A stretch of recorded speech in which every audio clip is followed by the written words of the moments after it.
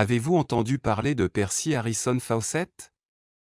C'était un géographe, archéologue et explorateur britannique qui a consacré sa vie à l'exploration de l'Amérique du Sud et à la recherche d'une cité perdue en Amazonie. Il a passé plusieurs années à chercher cette ancienne ville dans les jungles du Brésil. Fawcett a disparu en 1925, avec son fils aîné, Jacques, et l'un des amis de Jacques, lors d'une expédition pour retrouver Z, le nom d'une ancienne cité perdue. Bien que l'on n'ait jamais su si Fawcett avait trouvé ce qu'il cherchait, des scientifiques ont récemment découvert des pyramides et des canaux sous les forêts de l'Amazonie bolivienne. Et pas seulement cela, ils ont découvert autre chose.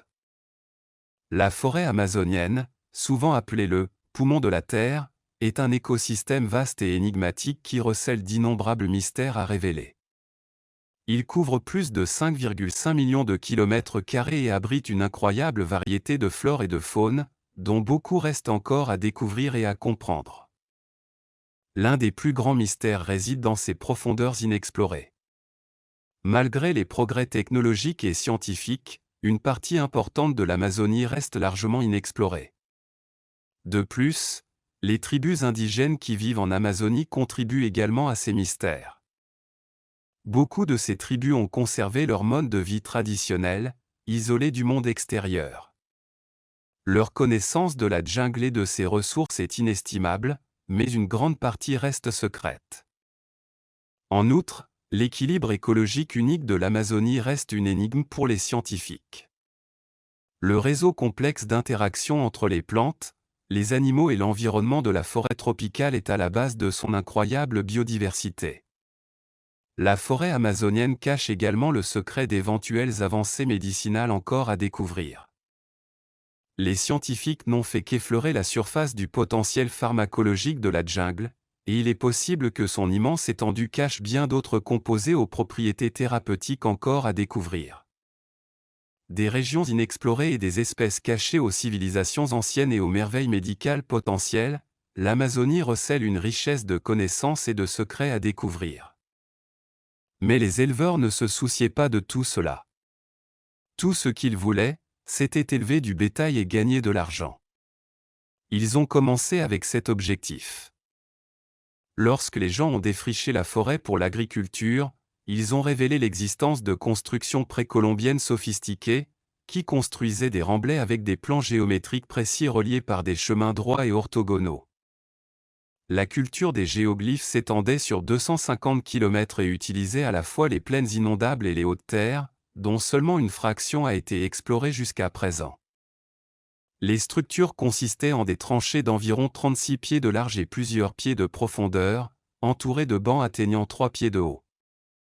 Certaines structures comportaient également des monticules bas contenant des outils de poterie, de charbon de bois et de pierre. Les experts pensent que ces structures servaient à diverses fins, telles que des fortifications, des habitations et des sites cérémoniels. On estime qu'elles pourraient abriter une population allant jusqu'à 60 000 personnes, dépassant la population de nombreuses villes européennes médiévales. Ces résultats remettent en question l'idée selon laquelle la région de la Haute-Amazonie possédait des sols pauvres, incapables de supporter une agriculture à grande échelle. Un anthropologue de l'Université fédérale du Pará au Brésil explique que la croyance dominante est erronée et qu'il y a encore beaucoup à découvrir dans ces domaines. L'équipe de recherche continue de découvrir de nouvelles structures chaque semaine. Traditionnellement, l'archéologie amazonienne suggérait différents peuples habitant différents écosystèmes. Étonnamment, les travaux de terrassement dans les plaines inondables et les hautes terres partageaient des styles similaires, suggérant une origine culturelle unifiée. Il était donc inhabituel de trouver une culture capable de prospérer dans des écosystèmes diversifiés dans une région aussi vaste. De récentes révélations remodèlent notre compréhension des Amériques avant l'arrivée de Christophe Colomb. La découverte dans la région de la Haute-Amazonie est parallèle à celle effectuée plus tôt dans la région du Ing, au sud, où un réseau de villages interconnectés connu sous le nom de cités-jardins a été découvert. Ces villes, construites entre 800 et 1600, possédaient des maisons, des douves et des palissades. Ces découvertes remettent en question l'idée selon laquelle l'Amazonie était un lieu habité uniquement par de petites tribus primitives. Ils remettent également en question l'idée selon laquelle l'environnement aurait limité l'essor des premières civilisations. Les découvertes dans le bassin amazonien confirment les affirmations de Percy Fawcett, l'explorateur qui a inspiré Le Monde perdu de Conan Doyle. Fawcett part en expédition à la recherche de la ville de Z, mais son équipe disparaît, laissant derrière elle un mystère non résolu. Pendant longtemps, les scientifiques ont cru que la jungle dense ne pouvait accueillir que de petites tribus errantes. Mais il apparaît désormais que les conquistadors disaient vrai lorsqu'ils parlaient de villes qui brillaient de blanc. Malheureusement, ces explorateurs ont apporté par inadvertance des maladies qui ont décimé la population indigène, permettant à la jungle de récupérer les terres et d'obscurcir les signes de civilisation. Il convient de noter que la forêt amazonienne telle que nous la connaissons aujourd'hui n'existait pas il y a 15 000 ans. La région comprenait un mélange de savanes, de forêts et de zones humides, se transformant progressivement en vaste forêt tropicale humide au fil du temps. Malgré ces différences, les preuves suggèrent que les anciens peuples d'Amazonie possédaient des capacités remarquables d'adaptation à leur environnement. Les fouilles dans les anciennes colonies ont révélé l'utilisation de diverses sources de nourriture, notamment du poisson, des crustacés, du gibier sauvage, des fruits, des noix et d'autres aliments végétaux. Les anciennes cultures amazoniennes pratiquaient probablement l'agriculture à petite échelle en plus de la chasse et de la cueillette.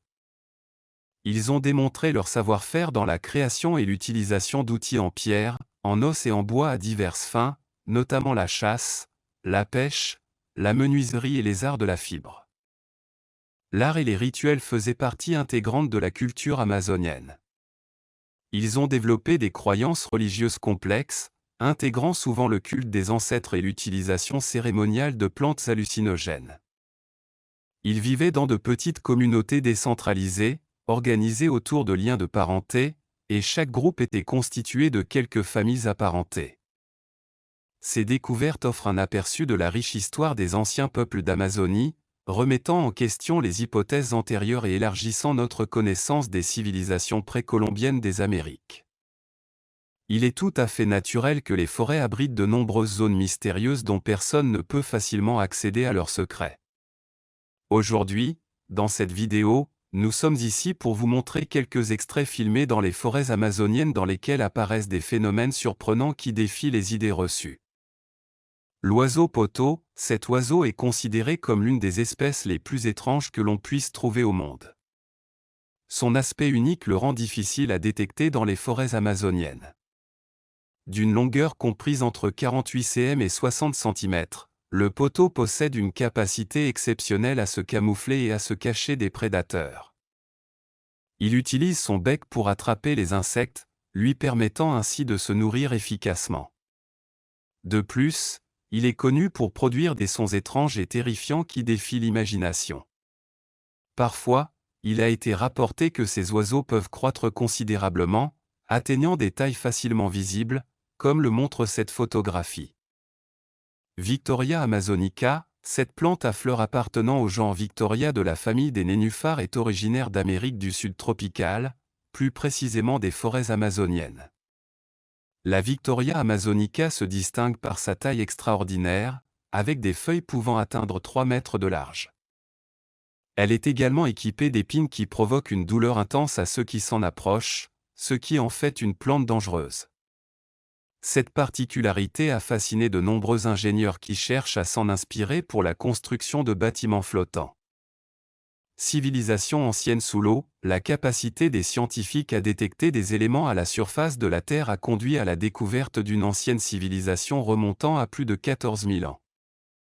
Ces découvertes nous fournissent des informations précieuses sur ce qu'était cette civilisation, comment elle construisait, utilisait et transportait l'eau d'un endroit à un autre. Malgré le passage du temps, la technologie moderne a permis de retrouver un squelette géant dans les forêts amazoniennes. Caïman noir, au cœur de l'Amazonie sauvage existe une véritable terreur qui exige un respect sans faille, le caïman noir. C'est un prédateur incontournable et on le retrouve au plus profond de la forêt et de ses puissantes rivières. Ce redoutable alligator représente la plus grave menace pour ceux qui osent s'aventurer sur son domaine.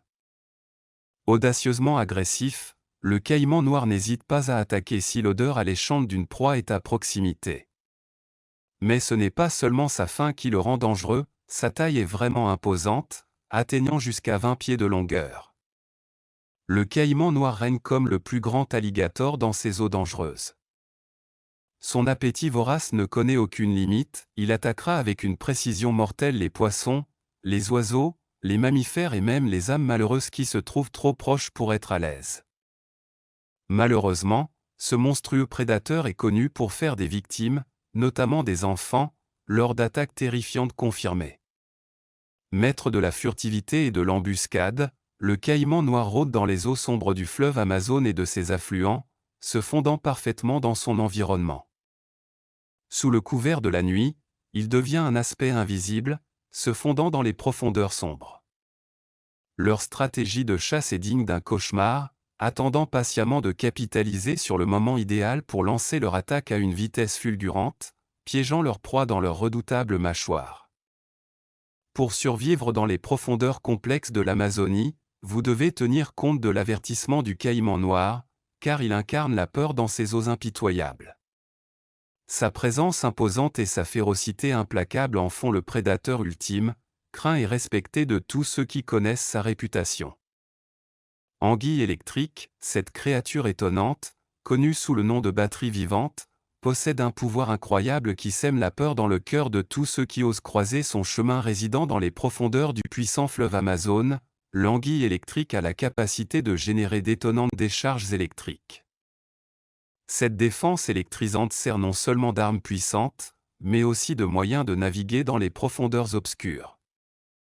Émettant des impulsions électriques, il crée un champ électrique qui lui permet de percevoir son environnement et de détecter des proies dans le labyrinthe sombre et enchevêtré de la rivière. Avec son corps sinueux et sa forme allongée, l'anguille électrique possède une adaptabilité unique qui assure sa survie. Pouvant atteindre 8 pieds de long, il domine son royaume aquatique avec un étonnant éventail d'organes spécialisés capables de générer jusqu'à 600 volts d'électricité. Cette immense puissance se déchaîne sur des proies sans méfiance, les rendant immobiles et fournissant à l'anguille électrique un repas qui la soutiendra dans cet écosystème impitoyable. Ils n'osent guère contester son règne, car ils connaissent les conséquences choquantes qui les attendent. Serpent à sonnette d'Amérique du Sud, fidèle à son nom, ce serpent possède une arme unique, un hochet qui avertit les attaquants potentiels lorsque ses bobines se resserrent et que le son distinctif se répercute dans l'air. C'est un rappel effrayant de faire preuve de prudence dans votre domaine. Enroulé, prêt et armé de crocs venimeux, ce serpent énigmatique sème la peur dans le cœur de tous ceux qui le rencontrent. Résidant au milieu de jungles denses et de vastes prairies, le serpent à sonnette d'Amérique du Sud est un véritable maître du camouflage. Ses écailles vibrantes se marient parfaitement avec le feuillage vibrant, le rendant pratiquement invisible à l'œil non averti. Le serpent peut frapper avec une précision mortelle, équipé d'un venin capable d'immobiliser même les proies les plus puissantes. Peu de gens ont la chance de survivre à une rencontre avec ce serpent venimeux.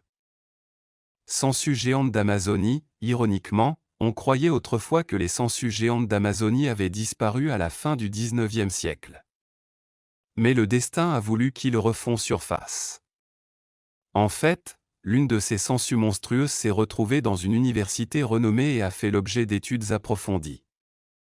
Baptisée Grand Mammoth et accompagnée de ses 750 descendants, elle révéla l'incroyable résistance et la ténacité de ces créatures. Ces parasites assoiffés de sang font peur même aux explorateurs les plus courageux.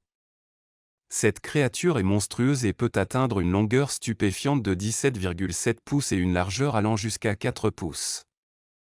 Oui, vous avez bien entendu, ces sangsues sont colossales, et leur taille à elle seule suffit à vous faire frissonner.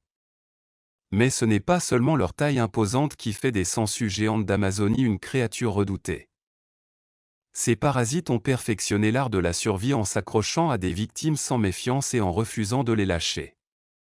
Leur élimination nécessite une technique délicate et longue, surtout lorsqu'il s'agit de sangsues de cette ampleur. Lutter pour se libérer de leur emprise peut être une expérience angoissante. Affronter ces parasites colossaux, c'est se retrouver nez à nez avec une créature qui incarne véritablement l'expression « dragon de la nature ». Grenouille flèche empoisonnée, l'une des créatures les plus petites mais les plus mortelles d'Amazonie est la grenouille flèche empoisonnée, trouvée à l'origine en Colombie. Cette grenouille venimeuse a rapidement gagné en notoriété grâce à son toucher mortel, étant capable de commettre un meurtre avec un seul contact. Sous sa façade colorée se cache un poison mortel qui exige le respect. Jaguar, les jaguars sont le joyau de la couronne amazonienne. Ces magnifiques chats dominent la jungle avec une aura de puissance et de férocité.